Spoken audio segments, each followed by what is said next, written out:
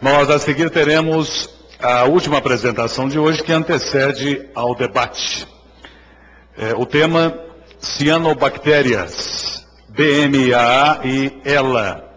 O palestrante é o professor Dr. Walter Bradley, Professor and Chairman Emeritus, Department of Neurology, Miller School of Medicine, Universidade de Miami, Estados Unidos. Então, chama ao palco o nosso palestrante, Dr. Walter Bradley. Please, Mr. Bradley.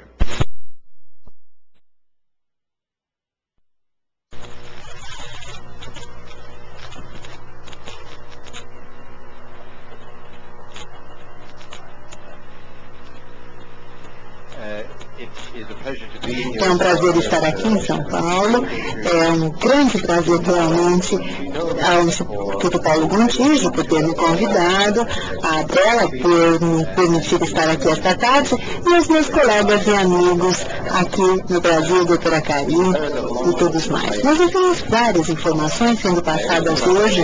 Eu gostaria de agradecer também os tradutores que possibilitaram que eu entendesse algumas das coisas que foram apresentadas hoje. Já devem estar cansados, eu imagino.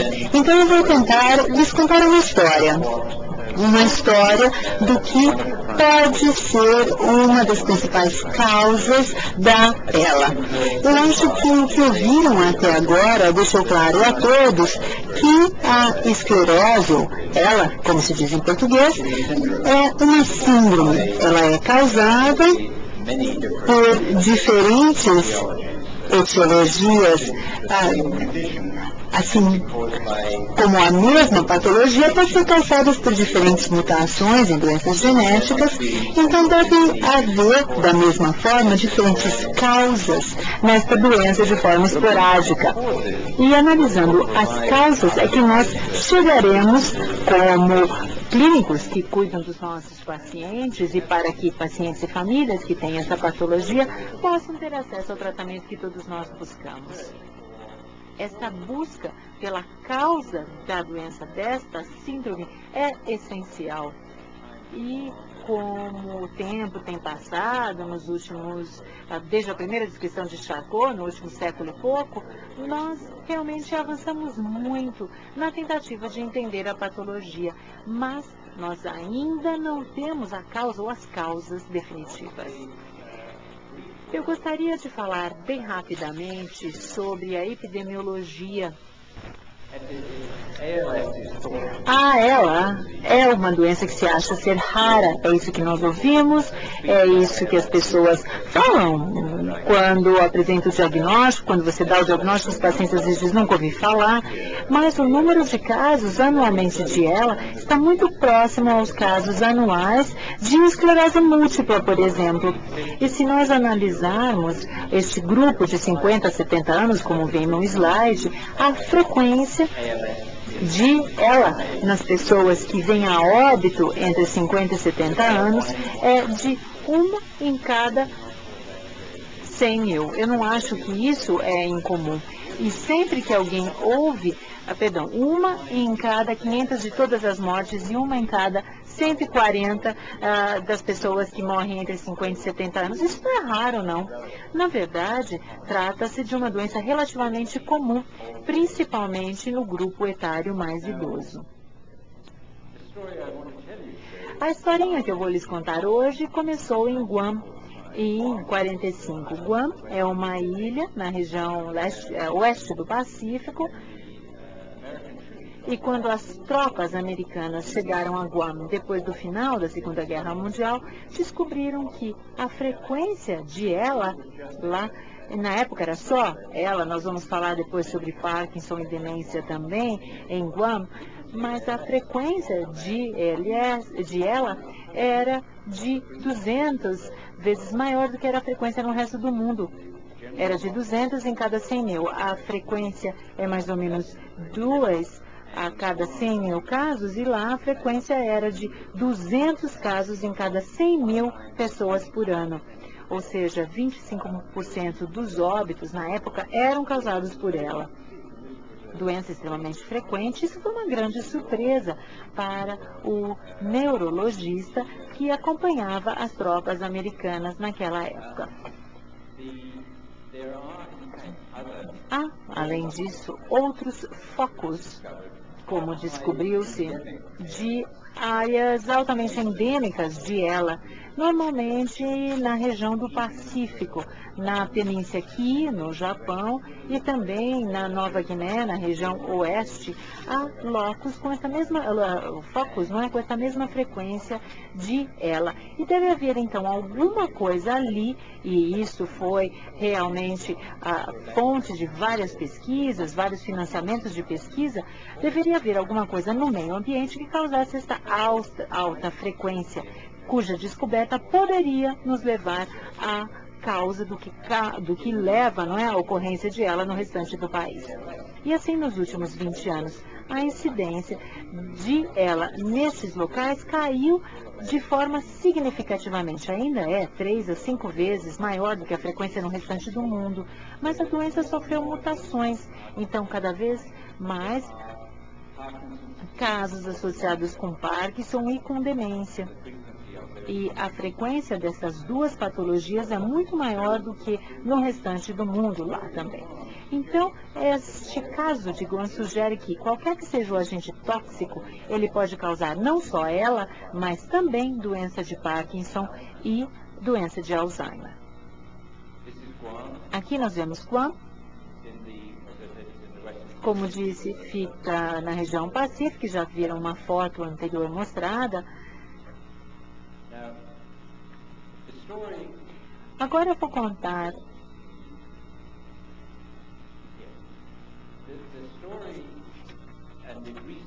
a história e a pesquisa em Guam.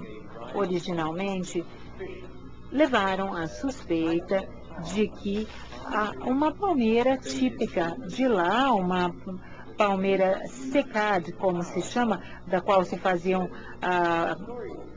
flores, né? A palmeira sagu, ela parecia ser o único fator que tinha uma alta correlação estatística com o desenvolvimento da patologia.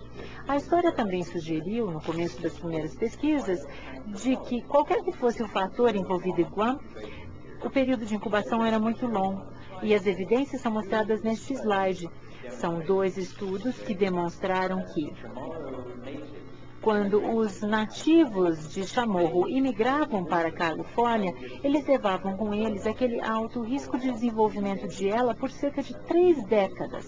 Novos casos de ELA, demência e Parkinson se desenvolveram por pelo menos 3 décadas depois que saíram de Guam e depois que adotaram a cultura ocidental. E o contrário também acontecia. Os filipinos que se casaram com pessoas de Guam e adotaram o estilo de vida da região não desenvolviam a ELA até 2 ou 3 décadas depois de terem adotado o estilo de vida dos nativos de Guam. Então, isso sugere que há um período de incubação muito longo, muito lento, qualquer que seja a toxina presente no meio ambiente. Várias pesquisas foram realizadas na região de Guam, muitas pesquisas tentando identificar substâncias químicas presentes nessa palmeira sagu, no Cycad. E apesar de ter várias substâncias químicas tóxicas nessa palmeira, a resposta não foi encontrada de fato. E no final as pessoas desistiram, não é? Abriram mão destas possibilidades de que a causa de ELA viria de lá. Finalmente, em 2002, Paul Cox, que é um botânico, foi a Guam com a esperança de tentar encontrar a causa dessa alta incidência de ELA na região. Sendo botânico, ele entendia mais sobre as plantas do que qualquer neurologista ou outro neurocientistas que já haviam pesquisado na região. E ele reconheceu que essa palma do tipo Cycad, ela vivia num solo pobre e que tinha em suas raízes uma relação simbiótica com uma bactéria primitiva fotossintética que fazia fixação de nitrogênio, produzia nitrogênio para que a palmeira pudesse viver neste solo pobre. Todos nós sabemos que as ervilhas, os feijões têm nódulos que também fixam o nitrogênio e permitem que eles cresçam em solo mais pobre. E esta palmeira sagu é semelhante. O que ele descobriu foi que essa cianobactéria nas raízes da palmeira sagu produziam um aminoácido não proteico, não daqueles 20 aminoácidos que formam as nossas proteínas, mas um dos outros 900 aminoácidos que tem diferentes cadeias laterais diferentes dos nossos aminoácidos naturais. Então, esse aminoácido não proteico, que é chamado BMAA, é uma adenina substituta, não é? Que é um aminoácido essencial, era produzido por essa cianobactéria e era passado da árvore para as sementes, e nas sementes ele estava numa forma muitíssimo mais concentrada. As sementes eram usadas não só para flores, mas também eram comidas por diferentes animais da região, e essa é uma da história que já ouviram.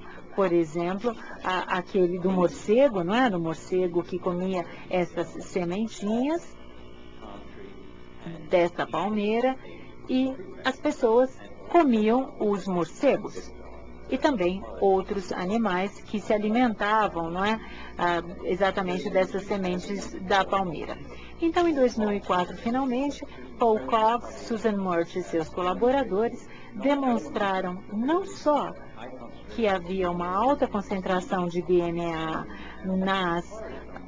nas sementes dos animais que se alimentavam delas, mas também no cérebro das pessoas que vinham a óbito por ela. E Parkinson ou demência, né? Então, esse é o resumo.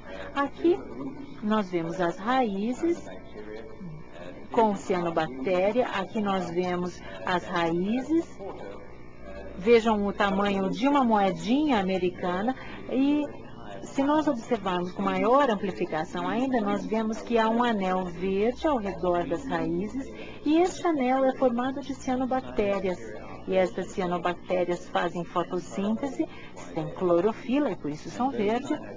E estas cianobactérias, então, produzem o BMAA, que passa para as sementes que ficam nas árvores da palmeira sagu.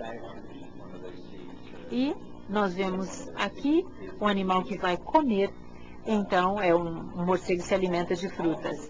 E, a partir deste trabalho, fez a seguinte hipótese, em 2004, que esta palmeira, cicad, tirava o BMAA das cianobactérias,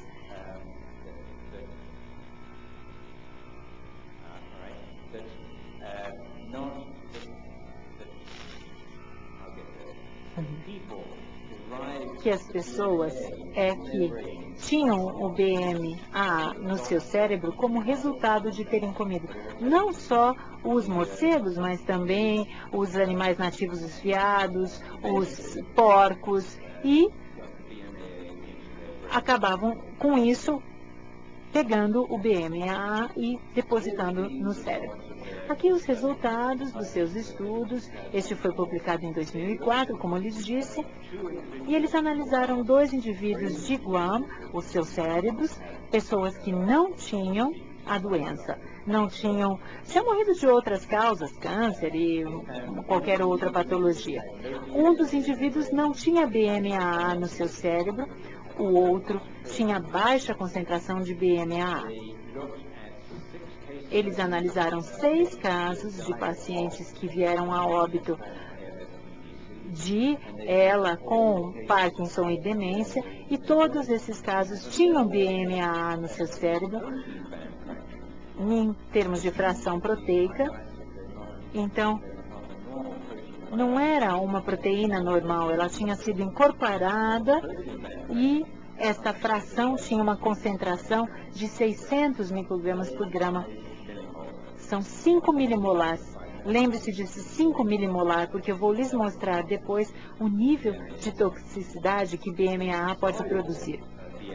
A parte solúvel era de 7 microgramas, que é cerca de 60 micromolar.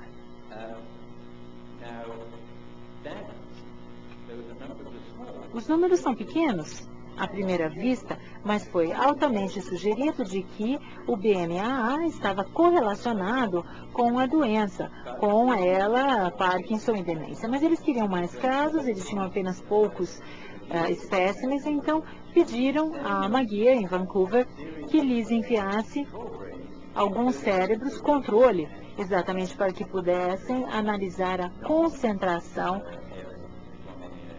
em situações de pacientes com ela, mas que não eram da região.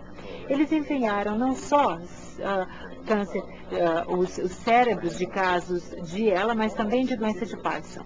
E foi uma coisa muito bem aventurada o que aconteceu, porque eles fizeram análises, inclusive de cérebros de casos de Parkinson. E os controles de Vancouver não tinham BMAA, mas 8 dos 9 casos de Alzheimer do Canadá tinham BMAA no seu cérebro no nível de mais ou menos 100 microgramas por grama. Então, isso foi o achado que eles tiveram. Um estudo, um artigo foi publicado no ano seguinte, no grupo de Seattle, nos Estados Unidos, que dizia o seguinte: isso é bobagem. Nós fizemos os estudos com mais pacientes de Guam e não tem BMAA.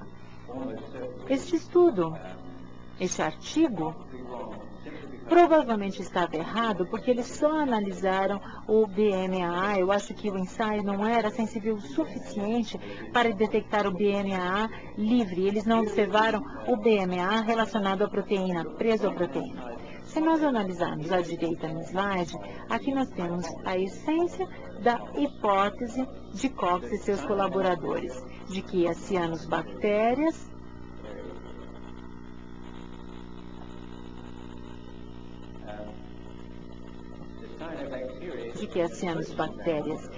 e essa fração presa à proteína tinha essa fração mais ou menos a mesma, um pouquinho maior nas sementes, maior ainda nos animais, mas nesses animais nós temos uma forma solúvel bastante alta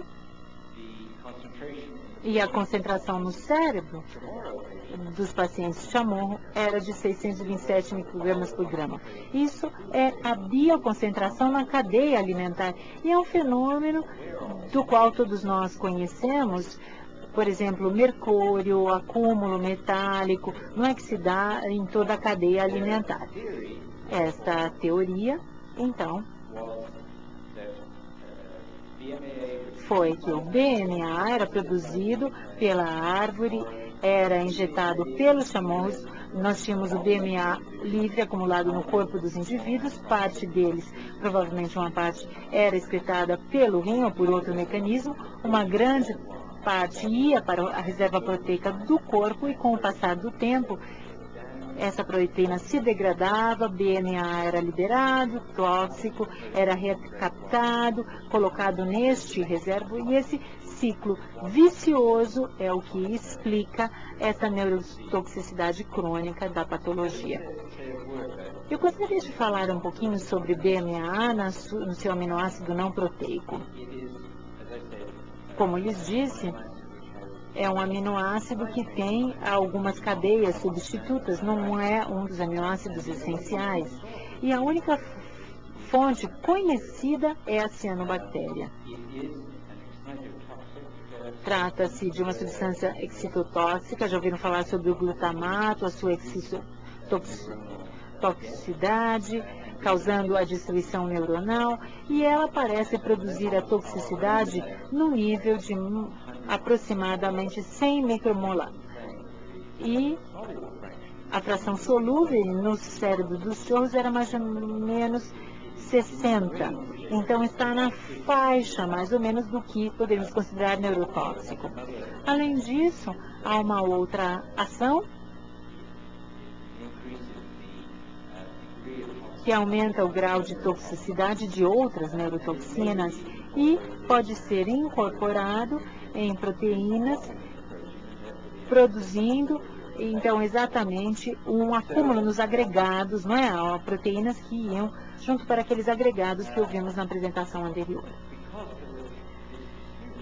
Como houve essa disputa sobre quem tinha o estudo certo, eu convenci os meus colegas na Universidade de Miami de replicar este mesmo estudo. Então, criamos um novo laboratório, novos equipamentos, usamos as mesmas técnicas de ensaio de Paul Cox e seus colaboradores e nós medimos a quantidade de BMAA, não no cérebro de pessoas em Guam, mas em cérebros de pacientes que haviam vindo a óbito na Flórida, e estes resultados já foram publicados.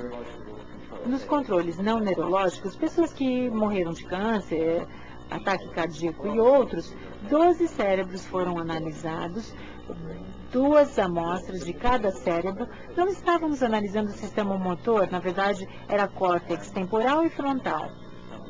E isso é interessante, não é? A distribuição dessa substância é completamente distribuída, não é focada só no sistema neuromotor.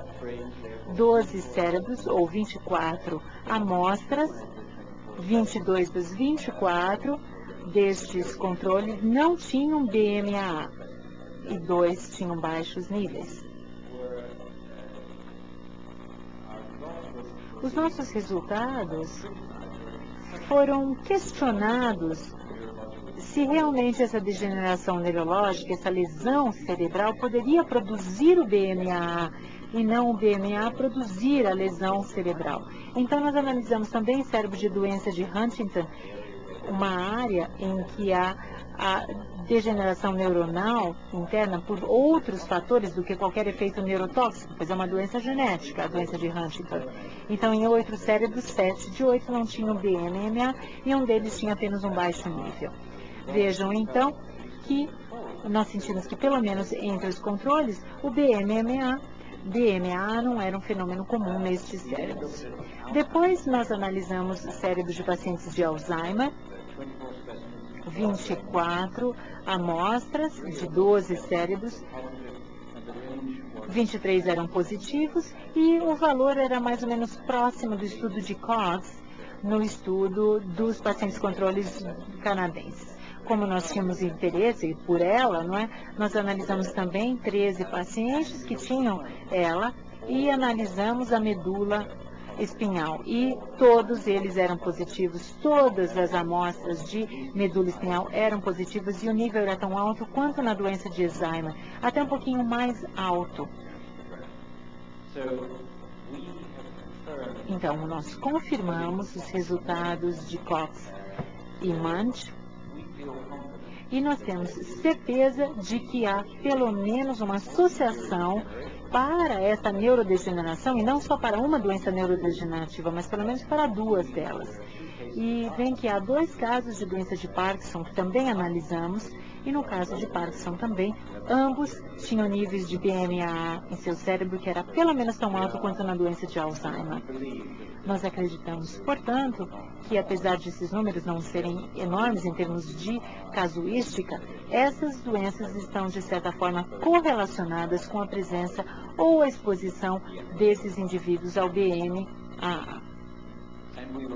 E nós pudemos ainda confirmar por espectroscopia de massa que o agente era o BMAA que tinha a estrutura química que estávamos exatamente analisando.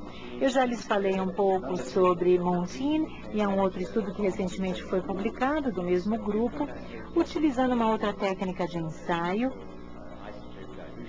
É uma técnica de diluição de isótopos isolados e o que é necessário neste caso é que os 2 laboratórios se reúnam e possam fazer o mesmo tipo de amostra do mesmo tecido, utilizando também a mesma técnica de amostragem para saber se realmente um ou o outro grupo está errado. Mas pelo menos há 2 grupos, o meu grupo e o grupo de Cox, que acreditam que o BMAA é pelo menos um fator presente nessas doenças neurodegenerativas. Então, o que eu estou tentando lhes dizer é uma heresia. Como eu falei para os paulistas ontem, nós acreditamos, nós podíamos reconhecer doenças pelas características clínicas, nós ouvimos alguns palestrantes falando disso, podemos reconhecer pela patologia, e com essas duas coisas era padrão ouro para reconhecer doenças individuais. O que eu estou tentando lhes dizer é que pode ser que haja mais de 3 neurodegenerações e, de repente, relacionadas à mesma toxina. Isso vai contra tudo que eu já ouvi falar e várias pesquisas que eu fiz durante anos tentando classificar as doenças, categorizar as doenças e entender as doenças. Acho que a neurogenética demonstrou claramente que a prova em várias doenças existe o DMAA. Vocês já ouviram falar sobre a demência frontotemporal, já se falou bastante essa tarde sobre isso. Progranulina e esse gene, essas mutações são responsáveis por uma parte significativa da demência frontotemporal familiar, mas nessas famílias há um aumento de incidência, porque há outros casos não só de demência frontotemporal, mas sabe do quê? De ELA, de doenças de Alzheimer, paralisia nuclear e também doenças de Parkinson. E na ELA em si, se você olhar a forma esporádica, há uma incidência grande de outras doenças neurodegenerativas na população de controle de Alzheimer, tem mais Parkinson, mais Alzheimer, então parece que não há dúvida de que há uma possibilidade real que uma neurotoxina pode causar diferentes doenças. A pergunta é como? E eu acho que a explicação precisa estar na discussão que tivemos já hoje sobre esse intercâmbio entre genética e fatores ambientais. De fato, a minha hipótese é que em qualquer pessoa, nos vários genes que temos e todas as proteínas que temos, há uma mistura que, se formos atacados por uma forma, seja através de uma mutação genética ou com uma toxina ambiental, nós temos um make-up, uma cosmética que parece com a doença de Alzheimer. Outro indivíduo pode ter uma forma diferente e ele se protege e faz com que seja suscetível à doença de Parkinson, e outro com ela. O mesmo ataque, mas uma diferença genética que altera isso. Para mim, parece bastante lógico isso e me deixa dormir à noite com essa heresia. Então, deixa eu falar um pouquinho sobre onde eu quero chegar.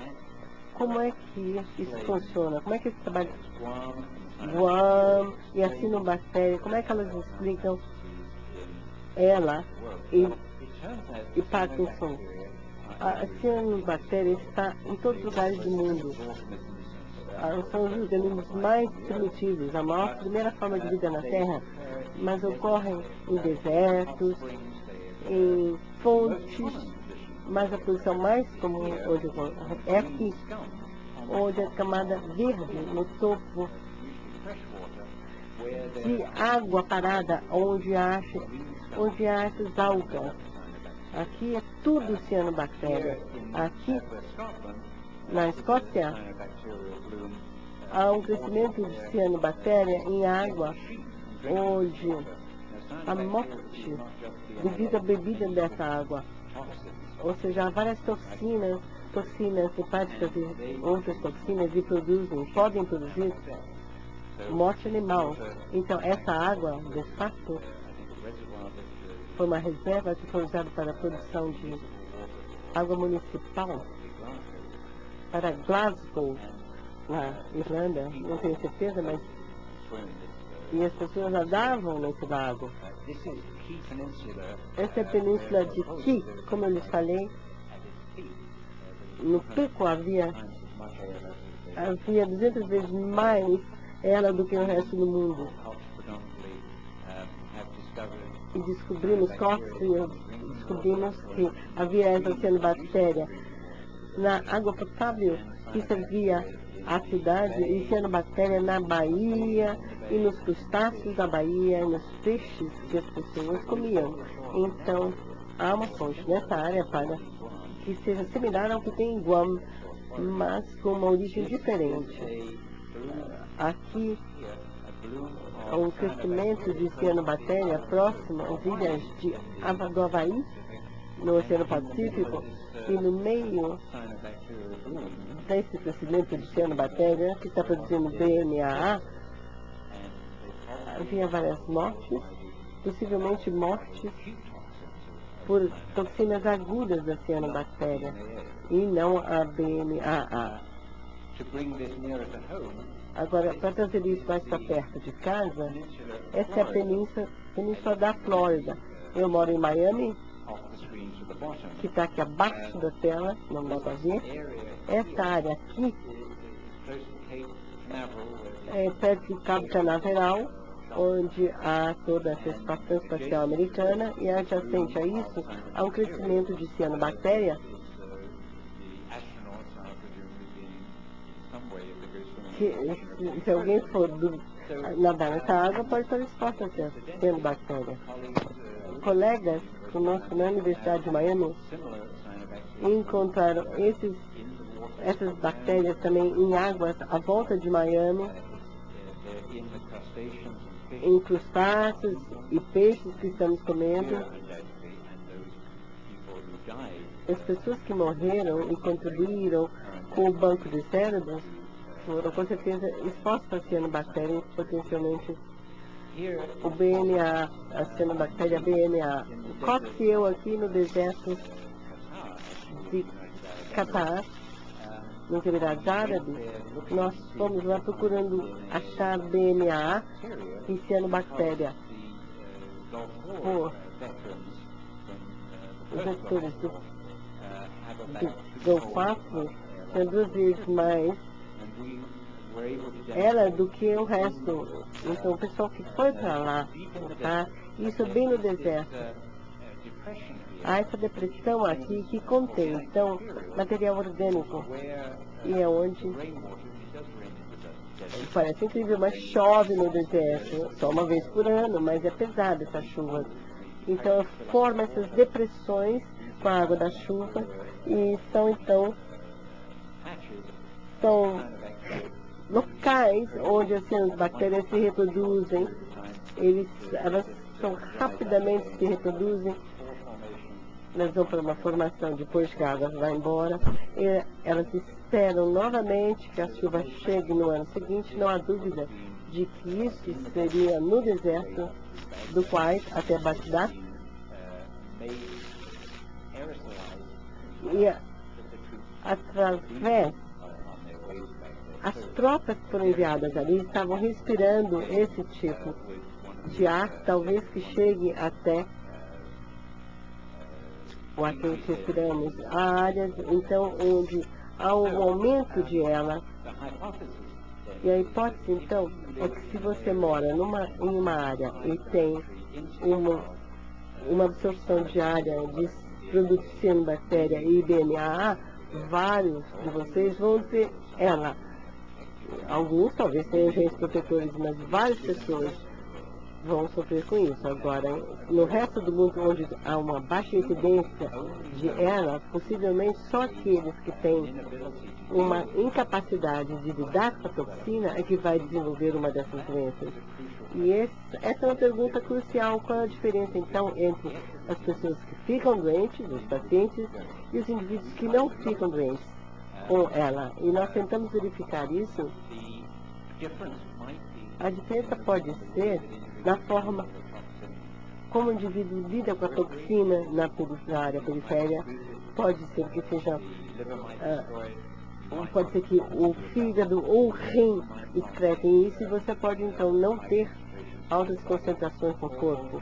Ou, alternativamente, pode ser que seja no metabolismo central, que você não através da barreira hematocefálica, você não recebe, então, ou você não recebe as proteínas do cérebro, essa cianobactéria. Se você bloquear o DNA, você acaba não tendo a doença e isso explicaria as nossas descobertas.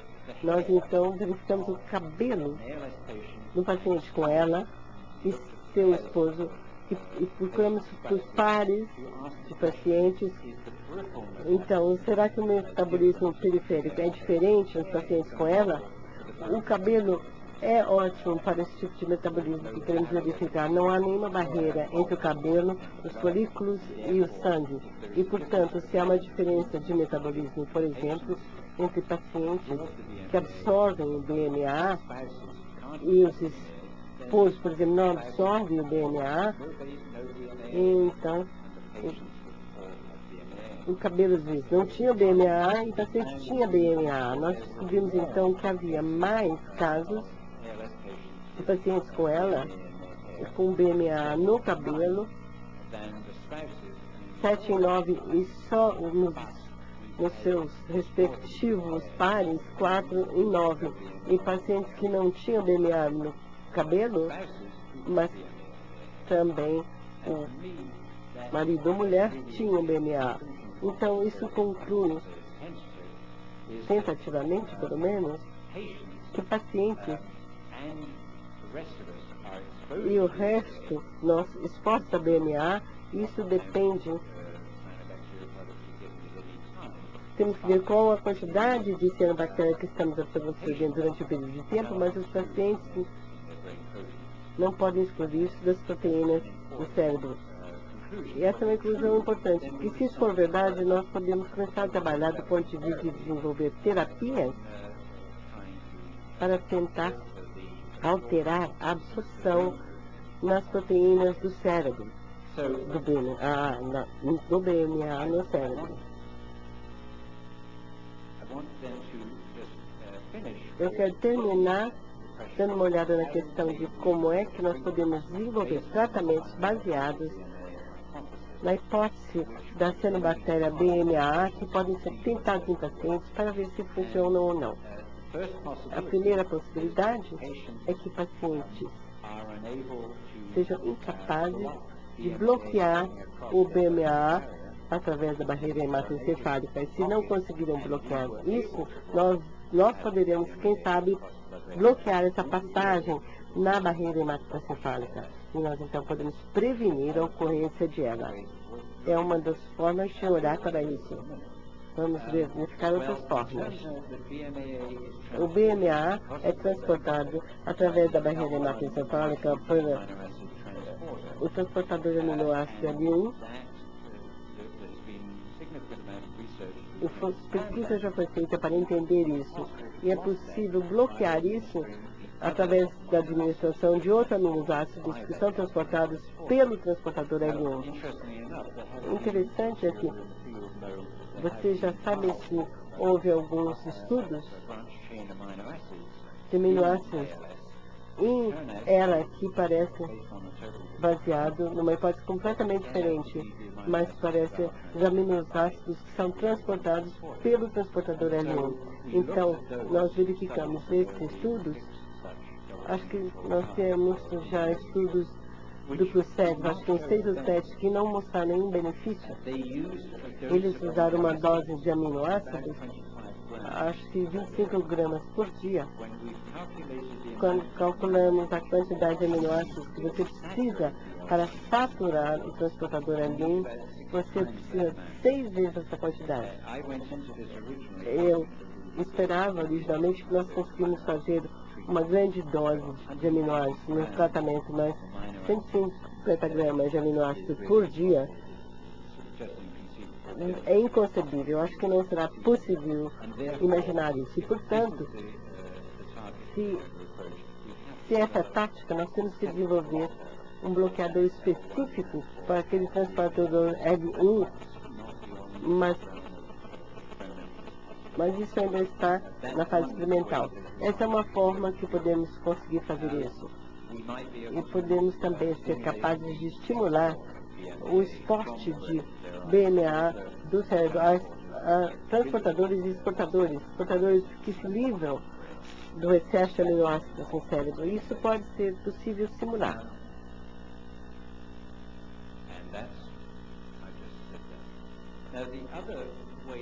A outra forma que pode ser, talvez, possível para bloquear a incorporação do BMA nas proteínas, pensava-se antigamente que esses aminoácidos não proteicos não poderiam ser sintetizados em proteínas.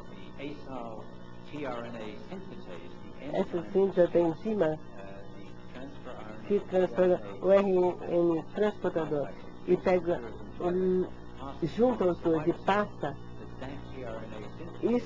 Essa síntese tem uma exatidão de síntese e não ia então ser capaz de incorporar qualquer aminoácido não proteico. Mas isso parece que não é verdade. Parece que há um número considerável de exemplos onde aminoácidos não proteicos são incorporados na proteína. Se nós pudermos desenhar uma forma de bloquear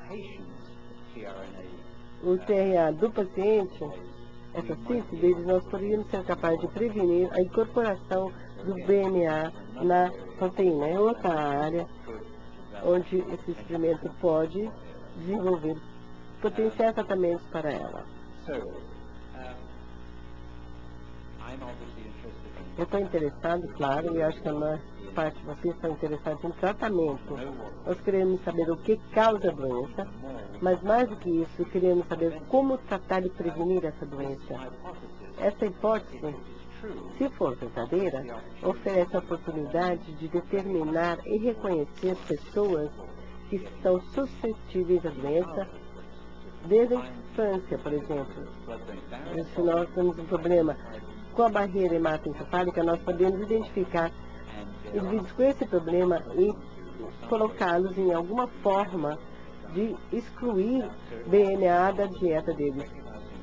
Se pudermos reconhecer sujeitos suscetíveis, nós podemos então desenvolver também tratamentos e com certeza há uma hipótese para pelo menos um dos fatores ambientais responsáveis pela ELA.